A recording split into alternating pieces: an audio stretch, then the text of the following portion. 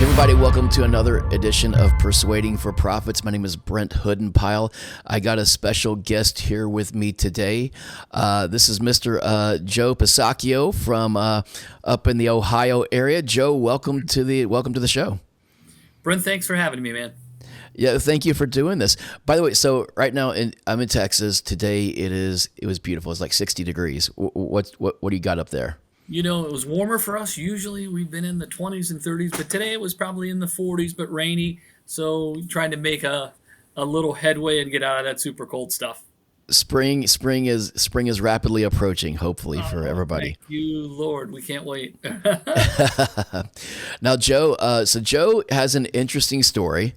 Joe started off as a rock and roll drummer back in the hair band days, right?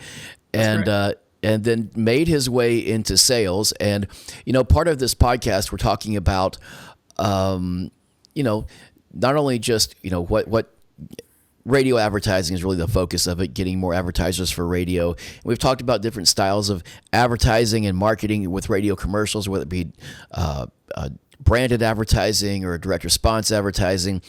And we haven't really gotten into really the really some sales techniques. And I think that what you see in radio a lot is you get a lot of account executives that come on, and they are enthusiastic. It's a fun lifestyle to be an account executive, especially once you get things rolling. But I feel a lot of people burn out pretty early because maybe they get in because they like the music, they like the station, they like the vibe, like everything that's going on, they like the lifestyle that's potentially available to them. But maybe they don't have the sales skills and the sales mindset to really get going. So Joe, just tell us a little bit about your story. How you got? Tell me about your rock and roll days. What was your band's name? And I know y'all played with some big people too. Give us a little bit of information on that to start off, and we'll go from there. Yeah, sure, Brent. Well, we had a band in the 80s. You know, we were trying to be like the hair bands, and we looked like them, that's for sure. And our group name was Chaser, Chaser. All right. And we did, we tried to be a little different. We wanted to be an original band at that point in time. In the mid 80s is when we were doing it. So we wouldn't do the standard gigs where we were a cover band. We wrote all our own music. And so we got some nice shows we were able to play with, like opening for Uriah Heep, Cheap Trick. Goodness gracious. Our biggest gig was a 5,000 seater in front of a group out of Cleveland, Ohio, called the Michael Stanley Band. Well Oh, very known cool. here and regionally, but also they were a pretty formidable band. They played on the road with Journeys and those types of groups. So that was fun for us. We enjoyed it, and we were kind of a power pop type of band. If you looked at our picture, you'd say, "Oh my, those guys that's a heavy band." But our image did not match our music. And at the time we didn't know any better because we were just trying to be like the rest of them and look the part, if you will. But a lot of fun. We enjoyed that. And while I was doing that, I happened to be working at a motorcycle shop, which is really where I learned about sales. I was fortunate enough to get in with a guy who was a great salesperson. And, I would watch him daily and see what he did. And I finally asked him, "Hey, would you mind teaching me, how you do this?"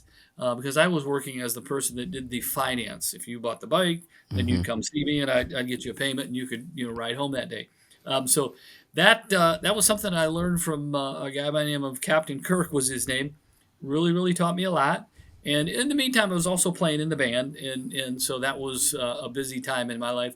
But it was funny. Somebody the other day was talking to one of my band buddies and said, "Hey, you know what? I think Joe Piciacchio sold me a motorcycle back in the day, and then when he was done, he sold me a record." And it's funny because I had a stack of 45s, when the singles were kind of in vogue. And I'd be done with the person, they'd sign all the papers, they were going to go back out with the salesman and get their bike. I'd say, "Hey, one more thing," and I'd bring out our record. And I'd say, "It's only $2," and I bet I sold hundreds of them, that summer, that fall. And so, I believed in what we were doing, and that was really, really part of it. But I learned a lot of good sales techniques. And, it's funny because a lot of people say, "Oh, I could never be a salesman because I couldn't trick people." Well, they're not really, they've never learned it then if they say that, because, a chemical engineer has a certain way that he works. A metallurgical engineer, a mechanical engineer, they have certain things that they do, right? And salespeople are the same way. If you do it the right way, you learn the right way. It doesn't involve that type of thing. It involves helping people, really kind of get what they want. And what it taught me is, then when I would go buy something, I would want to get the best salesman, not the, the best who would like take me through the process quickly, so I wouldn't have to goof around. I would, let's get, Right. I'm Right. here to do something. And so it was interesting how that kind of changed, my perspective on sales. And so it was definitely a lot of fun. I think because I was in the band, I was a promoter, and I was kind of the guy it fell to promote the band, get the shows, get the gigs. And then, when I was presented with the opportunity to be a salesperson, I didn't really know that I was going to be a salesperson. I hadn't ever thought that. I was kind of ready because I was, I liked people. I was able to communicate with people. Now the guy taught me, Captain Kirk taught me the little tricks, the little things to do. And, I was able to use that. And I sold a lot of motorcycles in about, oh golly, 12 or 13 years. And so that was kind of my first, foray into the sales arena. And I never rode a motorcycle, by the way. I never rode a four-wheeler. I never had. That's I didn't do any of that stuff. But I learned how to, I learned the products and that type of thing. So that's kind of my first real, sales experience. well, that's very cool. So yeah, every band needs they need two people, right? They need the guy who can talk to people and get the gigs, and they need also the guy that can collect the money at the end, right? So you need Right. and those aren't often the same people, right? But Well, it's funny. You're right. It's true. You got to have somebody to get the show, and then many times it was me, a sweaty drummer, going back to collect the money as well. right. Then that changed over time, but yeah, you got to have. I don't know. It's just about believing in what you do, believing in yourself. Like anything, the more you believe in something, the more things will happen, for you. And one thing I did learn is, and this is the beat up copy. It doesn't even have a cover any longer. It's I would recommend this to any person who wants to learn sales the right way to say stuff, anything that you're going to use, how to master the art of selling. It's it's kind of a fun book because it's written well by Tom Hopkins. It's really written in a fun, tongue-in-cheek, some of the stuff he says, but it teaches you the right thing to do. Again, so you don't waste time when you're selling. There's a certain way to sell, if you want to be successful at it. So if anybody's listening and they want to really get good, this is worth, $1,000,000 for, you can probably get them for $10 now. It's got Right. every possible, it's just got everything in it that you would ever need. 100%. Yeah, and clearly you've used that a lot. I did use that one a lot. Yes. Yes. So, Yes. well, a couple of things about that. First of all, it's really cool that you were able to approach somebody there. So, Captain Kirk, what did he do? I mean, I feel it's lost today. I feel there's you have an old beat up copy of one book that you read literally the cover off of, right? Right. And today online, there's like tons of sales stuff. There's Grant Cardone and Jeremy Miner and like this guy Andy Elliott, I think is his name. All these Right. people now that are out there, and there's really good content, right? But I think what's missing is you can almost get an overflow of content, and when you choose just one method or one book, whether it's Tom Hopkins or Brian Tracy or Zig Ziglar Right. or Sandler, to go back to the old stuff, right?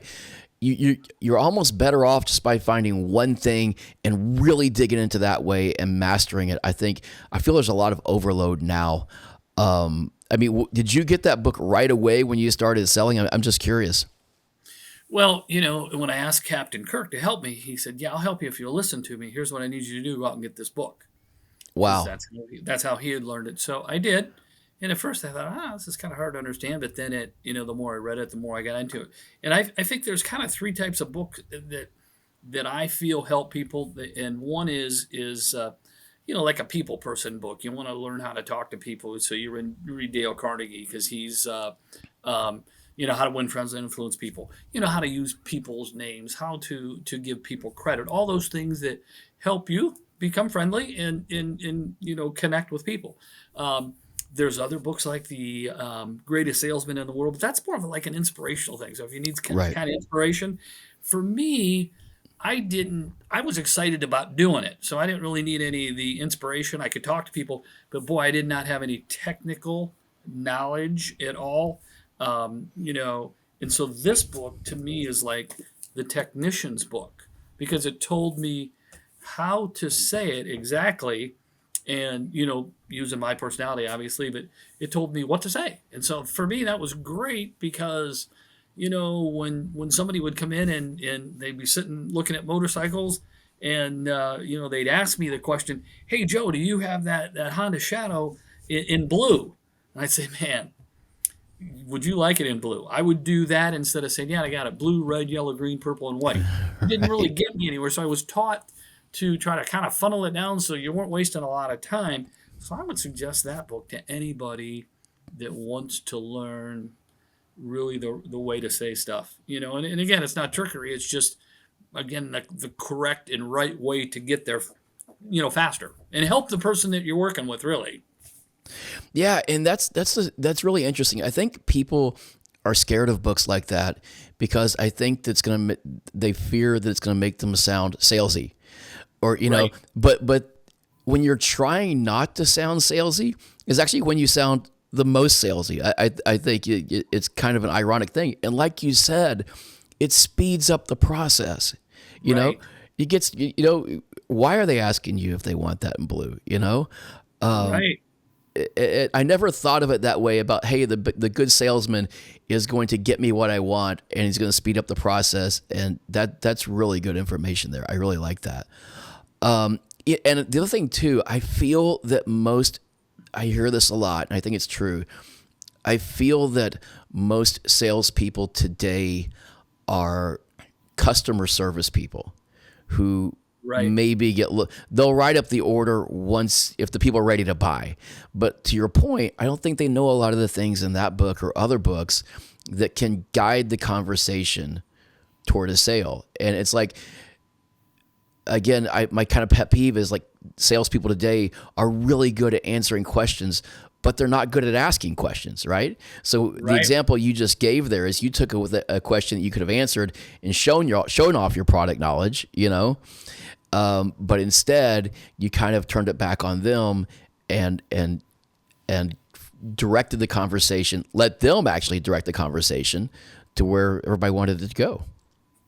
Yeah, and I think that it was easier. I think it was easier in motorcycles because everybody wanted to have something fun. But Right. part of it is, I'll do interviews. I'll interview people to work with our company now. But I'll talk to somebody and say, "I'm really good at talking. I'm a real good talker. I can really," and certainly that's part of it. You have to be able to communicate, but that's not really what you're looking for. You're looking for someone who will follow a certain like model or procedure with their great personality, unlike your personality and unlike mine, but will follow that kind of pathway. And then that's someone, that you can teach that would be open, to doing that.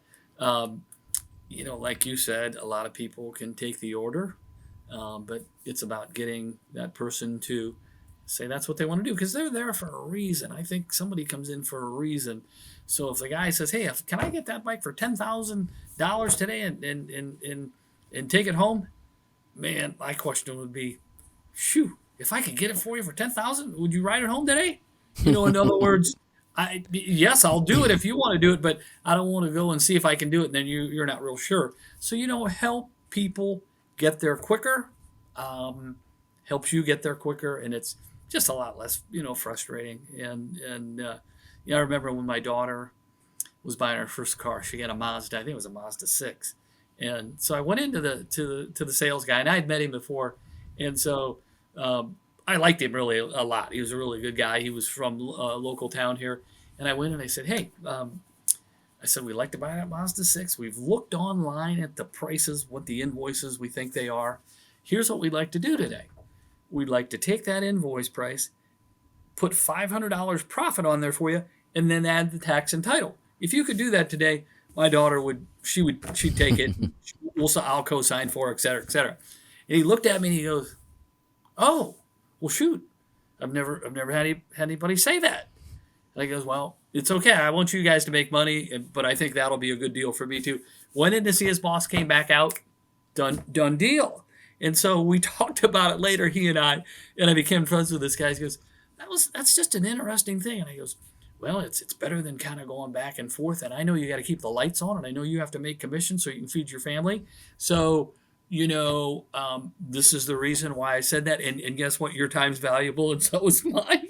So again, Right. I think it's all about, I'm not saying push somebody fast, but try to help them get there quicker. And if you have these particular assets, in your, I don't know, in your holster or whatever you want to call it, then you can do that. So I would just advocate for that if somebody really, if they really want to learn it.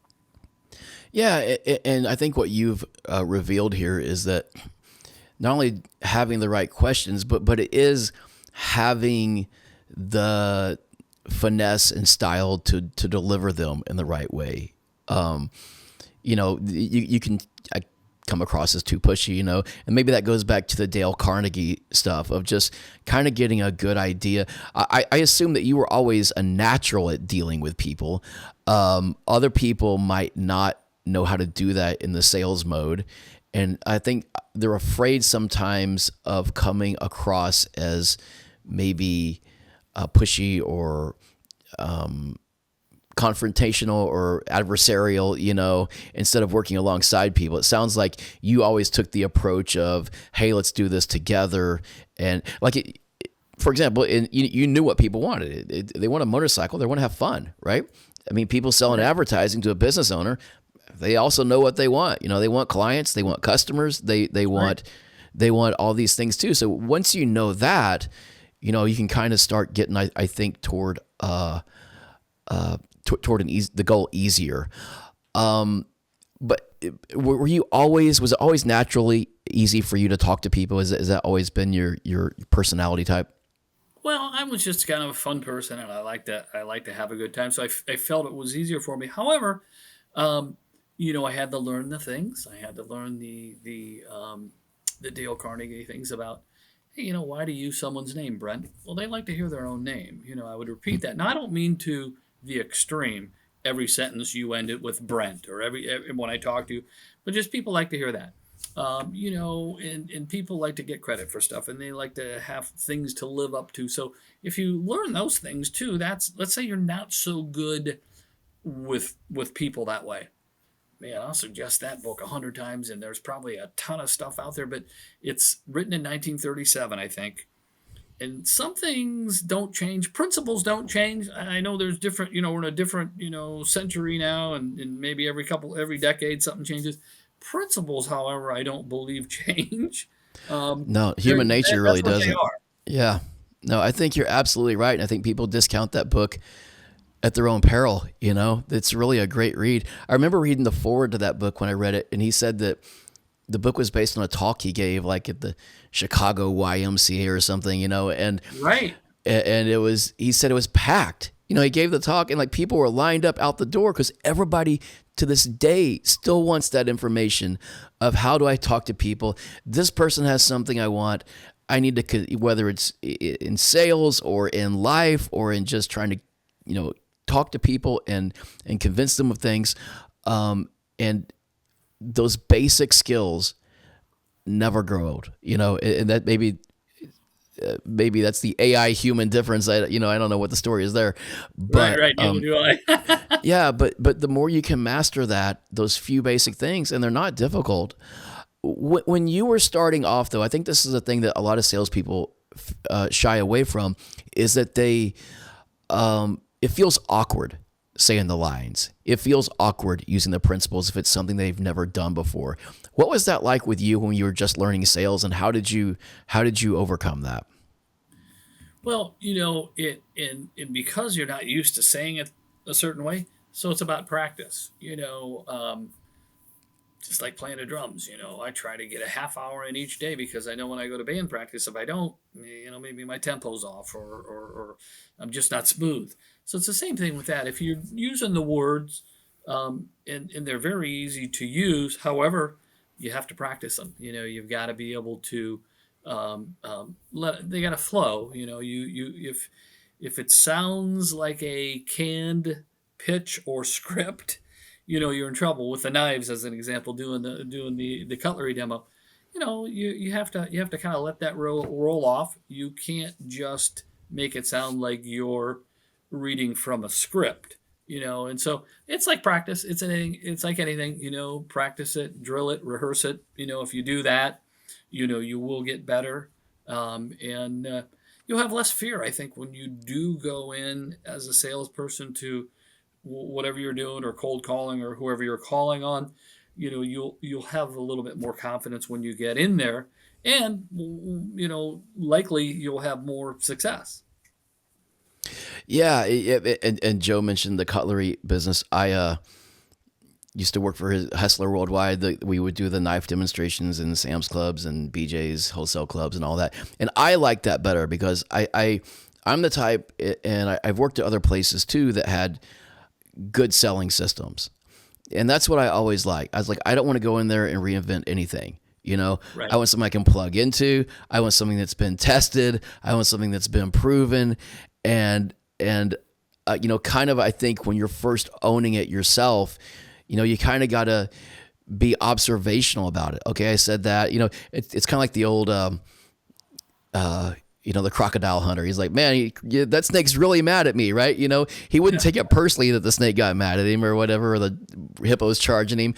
But Right. it's kind of the same way in sales. You just kind of get third party, like, well, that flopped, and I'll do it different next time. But it's I think that's something that's really understated today is the value of role playing, and the value of just getting your reps in and going back and saying, having a mentor or somebody say, look, I said this and this happened. I said this and this happened. What did I do wrong?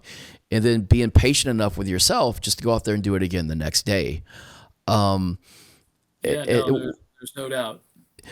So when you had the mentor, Captain Kirk, was he, what was his, he said, he asked you right away, are you teachable? Which is a huge thing, right?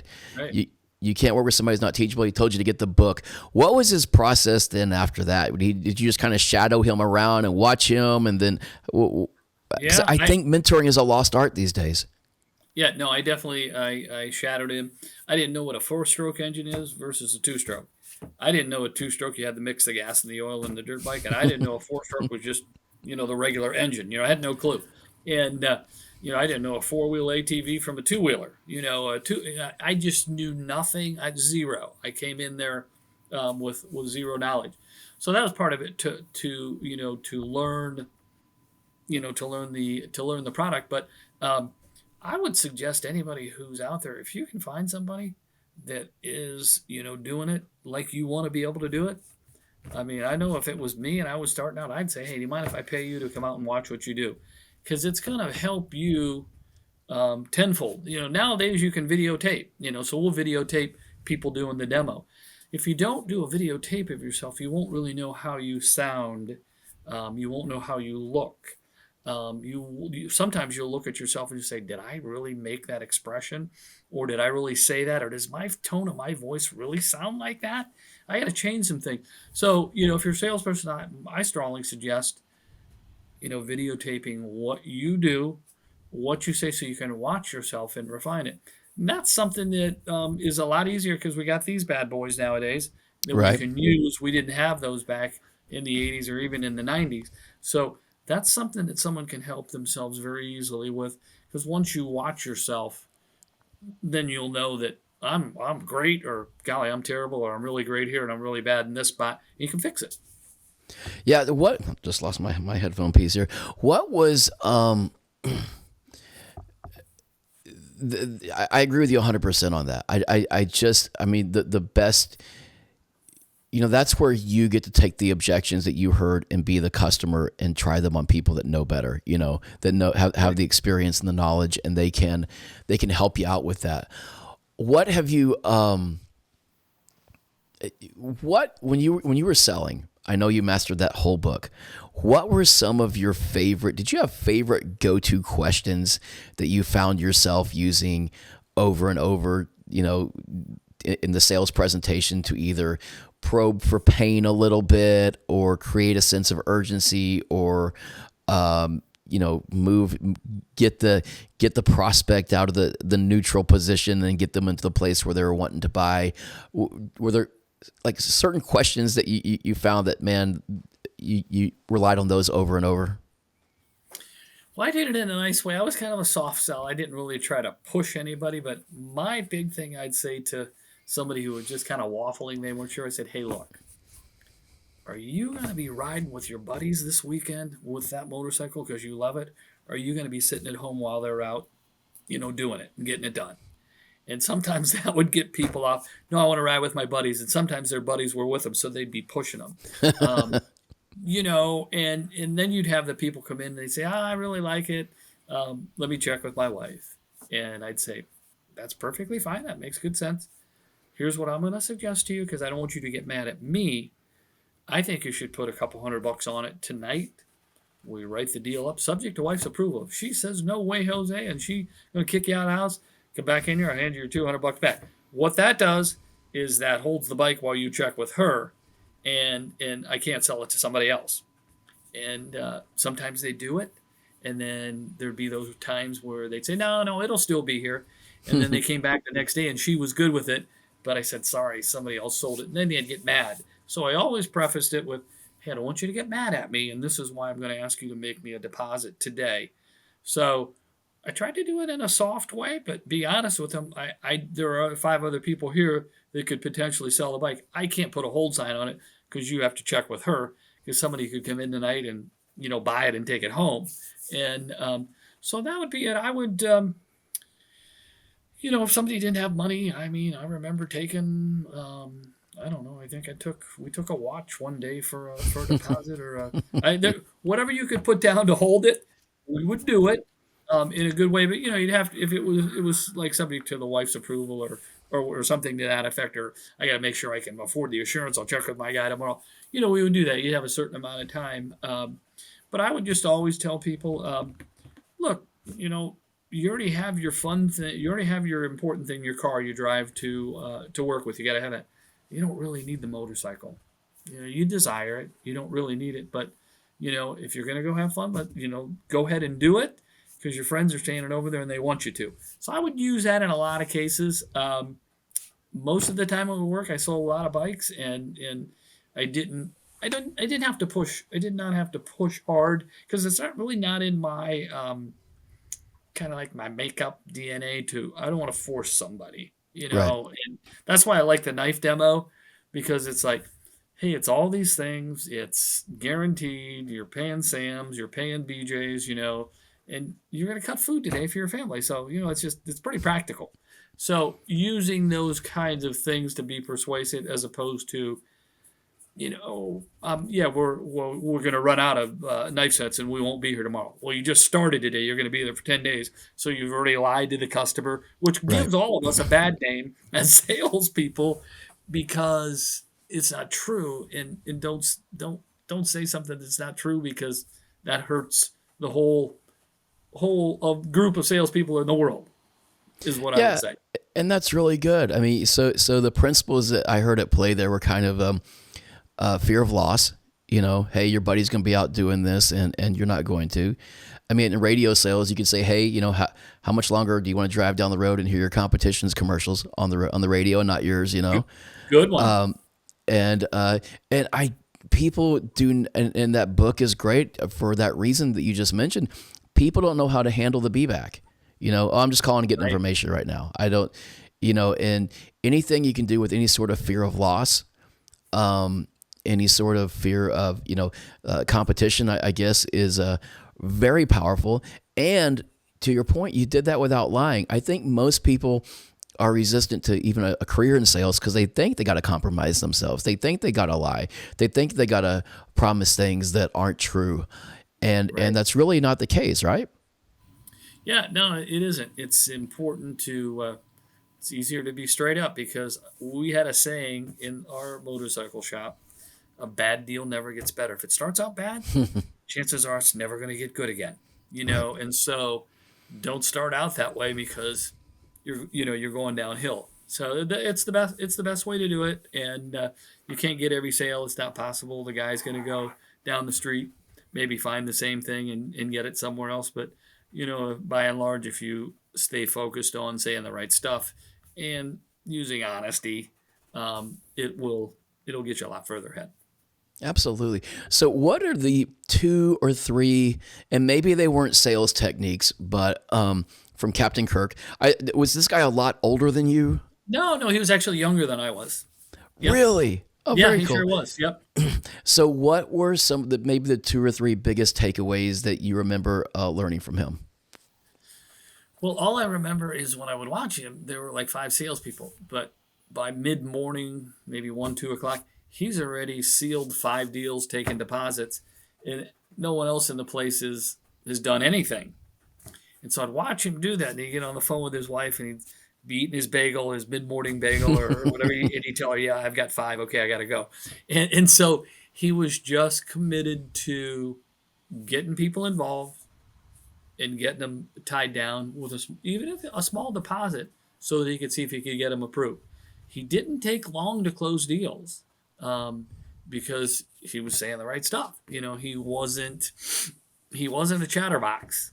He just was able to get them to follow him because again, he had a method that he used right out of this book. If they had an objection, if he couldn't overcome it, he'd say, "Let's do it subject to that while you check on that." So he would always be able to, it seemed to me, he'd always be able to get to deposit. Now, he might get 6 or 7 deals up that day, maybe four would go out, but he always was on top, and so I saw that. I kept seeing it because he was always bringing me the deals because I had to send him to the bank to get them approved. Right. So he was like the only guy I was working with. What's he doing? So when I finally asked, then that's when I started to get the help. That is Yeah. very cool. That is really getting people involved is again, when you're getting people involved, that means they're doing a lot of the talking. You're Right. not just giving this talking at them the whole time. That's very cool. I had a thought there and I just lost it, so I'll come back to it in a second. Yeah. That's fun. One thing I know that you are really good at is having difficult conversations with people, whether it's somebody that's mad at you or mad at the company, or difficult employees and things like that. I remember my question too. I'll come back to it in a second. But Okay. when you're having difficult conversations and you go in and, man, this guy is really mad or this guy is really upset or whatever, what is your technique? What is your kind of method for calming the situation and moving it to a place that you want it to go? Well, I had 3 of those conversations today. It's interesting that we're doing this today. First guy was crying on the phone, and he's a big, strong Jersey guy because they had taken down his display and they trashed it. And he's been having some struggles with his sales. And really all I did was, he said, "Man," I said, I know how you feel. It's terrible. I just listened to him. I couldn't really fix it. I couldn't say, "Tighten up, man, be strong," because that wasn't really, it wasn't necessary at that point. He's already a strong guy. It's just he was having a bit of a meltdown, and so I just listened to him. That was the one thing that we men, we try to fix stuff. Women don't want us to fix it. In most cases, they just want to let us hear them. We're fixers. We just have to learn we don't need to do that. So that was the one call, and then the second call was another guy who, he's a very smart guy, but he likes to buck the system. And so today I just said to him, "Hey," I said, "we've been doing this 16 years. Why would you disagree with a system that we have that we know works And you don't really have anything better. Why are you doing that? And he had his reasons, of course. And I said, okay, that's fine. Those are great reasons. But here's what I'd say: until you become someone who's like a master at this, follow our system. And then if you become this great master that you feel like you can be, and I feel like you could be too, then we're open to these suggestions. But until, let's follow what we know is actually going to work and has worked for us for these 17 years. And I was a little bit stronger than that with him because a bit of a hard head kind of guy. And just, the good salespeople usually are. yeah, and it's so in his case, he just wanted to buck his boss, and this is the reason I stepped in. But what I did to him, what I did with him at the end is, hey, can I get your word that you'll do this starting tomorrow morning? Can I get your word right now? He goes, yes. I goes, great. I trust in your word. So great. We won't have to have the conversation again. And so we'll see if that seems to work. That was the second conversation. Every situation's different. And, you just have to realize that everybody's in a different, wearing different moccasins or whatever. Yeah. I know I've had you call managers that were really hostile to me before or their stuff. I've been on that. What are those conversations like when you talk to somebody like that, and you're like, I don't know how you even talk to them or get them to calm down or get them to, that just seems like a no-win call. I'm like, don't even call the guy. It's over, and you're like, oh no, yeah. let me give it a shot. I mean, what do you say in situations like that? I'm just curious. Well, a lot of times with a manager, they wouldn't want us to make an announcement, in the store because they say that it's too invasive to their shoppers and makes people mad and this and that. And I had a guy in California. This has been a couple years ago, and so I called him, and he says, we're trying to be more like Costco. We don't do any type of announcements. We don't want to bother our customers. I goes, with all due respect, sir, you're a wholesale club. It's very loud in your clubs. The tow motors are beeping. There's stuff going on. There's tons of people. I said, so it's very loud in there already. And, we'll keep it to number 3, et cetera, et cetera. And he still was saying, no, we're not going to do it. And I said, do you really know? I said, and again, I'm saying this with all respect to you, sir. Do you know what the number 1 complaint is in Sam's Clubs? And he said, he wasn't sure. I goes, people don't like to wait in line. And I goes, you can go online right now and find that out, that's the biggest complaint on most of the Sam sites. People don't want to wait in line. It's got nothing to do with sound or loudness because they're expecting loudness. They're in a wholesale club. Your clubs are very, very loud.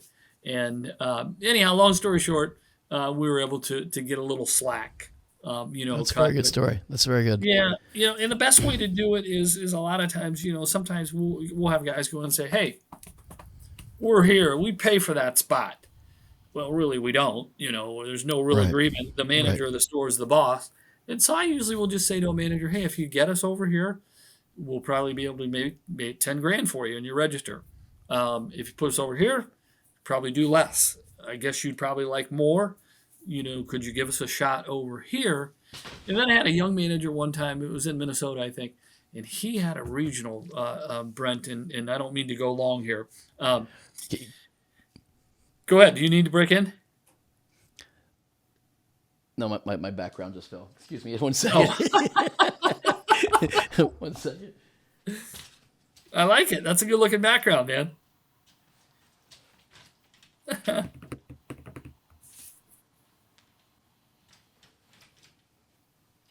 There you go. We'll go with it. It turned into an action movie. It turned into an action. I like it. Yeah. So that's just a couple stories, rather. Otherwise I'll get too long and wordy. I don't want to.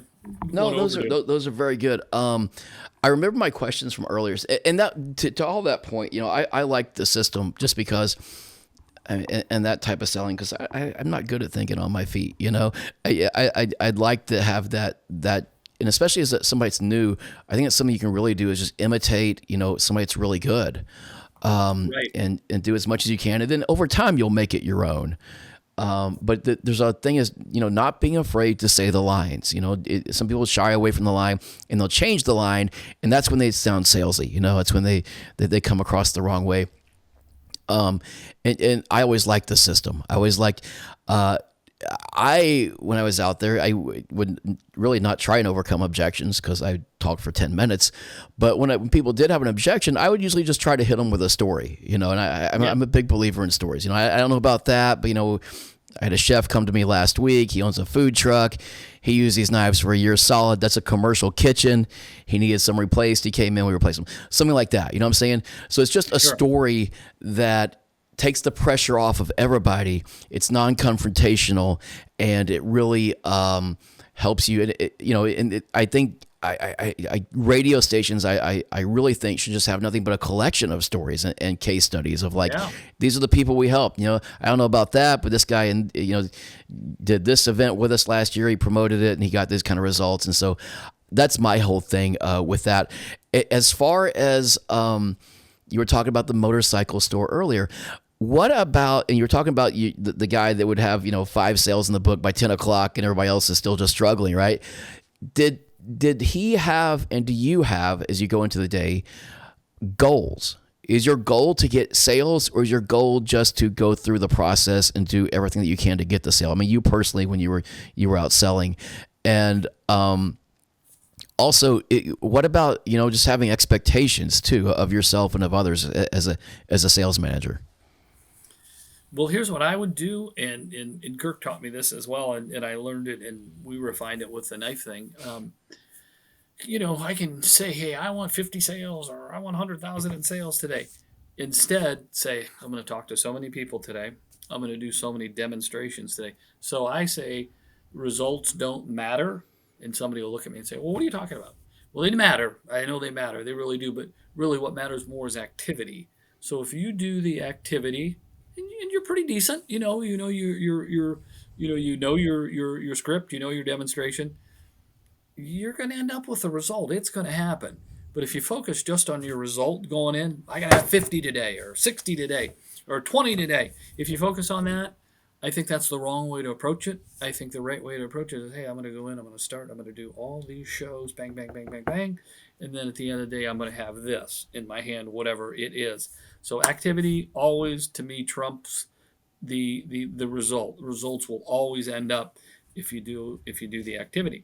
And that's sometimes where people fail, because they go, well, I'll wait another half hour. I'm going to get on the phone. No, I'm going to wait till 2 o'clock before I go out and hit another radio station. Or I'm going to go out and do the activity. If you do the activity, it's going to happen. If you don't, you're not going to get something in here. So that would be my best advice on activity over results. Oh, very cool. Any parting words here? I appreciate your time. This has been a long conversation and a good conversation. Thank you for sharing so much. Somebody just starting off in sales, they're maybe they haven't done it before. Maybe they've been out for a while. I assume your first advice would be to get the Tom Hopkins book, How to Master the Art of Selling. And then, what is some other advice that you could give them to really get them off? And maybe it's in any field, not maybe it's motorcycle sales or radio sales or car sales or whatever. Yeah, no, this will apply to any type of sales. I think doesn't matter whether you're selling a computer or a knife or a clock or a poster or a drum set, whatever it is. Never assume you know who the buyer is, because you can't know it. Our human nature says, I see Brent Hoodenpyle over there, but I'm not sure that he can get it, or I'm pretty sure Brent can get it. Well, I shouldn't even know if Brent can or can't. All I should know is I make my presentation. And I'll give you a really good example of this. This was in my early days of selling. The guy comes into the shop, the motorcycle shop, got a big cowboy hat on. The fringe jackets. Remember the fringe? Oh yeah, right. Leather jackets or suede jackets, whatever they were. Cowboy boots. All the salesmen scatter. They don't want to wait on this guy. Right. Okay. And so I thought, well, I'm going to go help him out. And long story short, it's too funny. It's such a great story, and it explains why you never ever assume. He came in and said, I own some property down in West Virginia, wherever it was. He goes, and they stole my 4-wheelers. I'll take that 4-wheel drive. I'll take that 2-wheel drive. And when we were going up to the counter, he goes, "How much is that little Yamaha 80 there?" "Oh, 3,000. Yeah, put that in too." It was a $25,000 sale. All I did was wait on the guy. Everybody was so ticked off at me. But as I found out, the guy with the cowboy hat on and the fringe owned a big corporation locally. He had his own jet. He had, when we looked at him, we'd say, "He's a tire kicker. He's just a cowboy." No, he wasn't. So I always use that story to say, never assume you know who the buyer is when you get into sales. Just scratch that off and do your thing. Because if you do it, you will be surprised. You might run into a cowboy. Right. You Very know? cool. Well, thank you, Joe. This has been really helpful. And where can people find you? Are you on LinkedIn, I guess, or Facebook or? My wife and I have a Facebook page. I'm there. They're certainly welcome to, send me any messages. Absolutely. And I am on LinkedIn. I don't get on there a whole heck of a lot, but mostly Facebook. It seems like the way to communicate. And so, yeah, 100% that way they can reach out to me, and I'd love to get back to them if I can help in any way. Man, I appreciate your time. Thank you so much, Joe. Thank you, and have a great evening. And good talking to you again. And stay warm up there in Ohio. Brent, man, and I hope we get some of your weather here soon. Where are you, in Tyler, Texas? Is that where you're at? Yeah, right outside. I'm in East Texas. Yeah, right, not too far from Tyler. Okay, gotcha. Yep. All right. Hey, well, thanks for having me, and I'm hoping that I can help in some way. All right, we'll see you, Joe. Thanks. Have a great day. We'll talk to you soon. Thanks, Brent. Bye-bye.